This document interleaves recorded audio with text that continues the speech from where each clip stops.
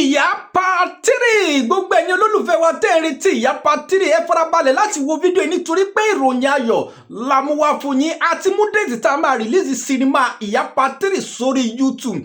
now èní ni 30th of July 2026 èní náà la mú déètì tá a máa rìlíìsì ìyá part 3 sórí YouTube fún ìdí èyí ẹ farabalẹ̀ kẹ́ ẹ wo fídíò ìdópin láti lè mọ déètì tá a máa ṣe kíni tá a máa rìlíìsì sinimá yìí sórí YouTube nítorí pé ọ̀pọ̀lọpọ̀ ló ti mẹ́sẹ̀jì wá pé ìgbà wo gangan la fẹ́ rìlíìsì sinimá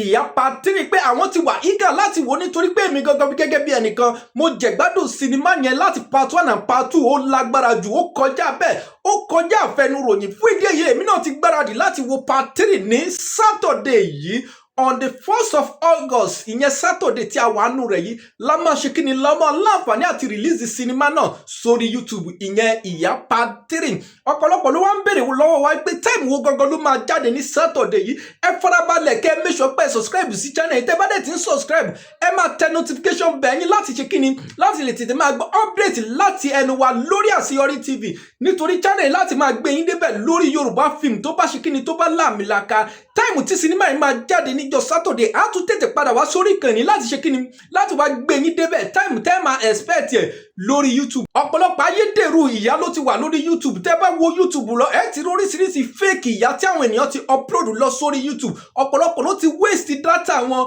láti wo fake ìyá lórí YouTube ṣùgbọ́n èyí tí ẹ bá ti subscribe sí channel yìí mo jẹ́rìí yín wípé ẹ ní ever waste data yín nítorí pé kíni kí ìyá tó jáde tàbí Yorùbá film tẹ́ bá fẹ́ràn jù kó tó jáde á ti kọ́kọ́ sọ fún yín pé déètì báyìí ló máa jáde ọjọ́ báyìí ní kẹ́ máa expect ẹ̀ so tó bá di déètì náà àwọn olólùfẹ́ wa ṣe kíni wá sórí YouTube láti wá ṣe kíni láti wá jẹ̀gbádùn original movie fún ìdí èyí má miss àwọn update wa make sure pé o tẹ subscribe button yẹn kó lè ṣe kíni kó lè subscribe sí channel yìí ìyá part 3 ọjọ́ Saturday tí a wà nù rẹ̀ yìí ìyẹn Saturday on the 1st of August la máa ṣe kíni la máa láǹfààní àti jù sórí YouTube mo lérò wípé yín náà ti gbáradì kó tó di pa wá lọ lọ́jọ́ tòní ẹ jẹ́ ká sọ̀rọ̀ lórí part 1 and 2 báwo ló ṣe rí lọ́dọ̀ tiyín àti pé gan kílẹ̀ ń gan expect ní part 3 ṣé Mide Martins so máa gbà láti parí ìjà pẹ̀lú olólùfẹ́ so máa fi àyè gba ìfẹ́ láàrin family yìí àbí Mide Martins tún máa ṣe kíni ó tún máa fi àyè kọ́rí jálẹ̀ wípé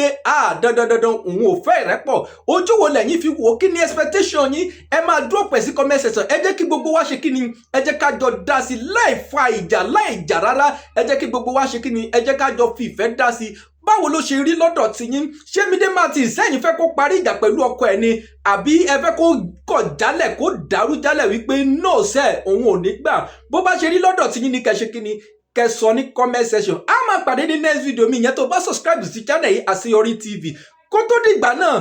táàtún máa sọ táìmù dédé agogo tó máa jáde ní ọjọ́ Saturday yìí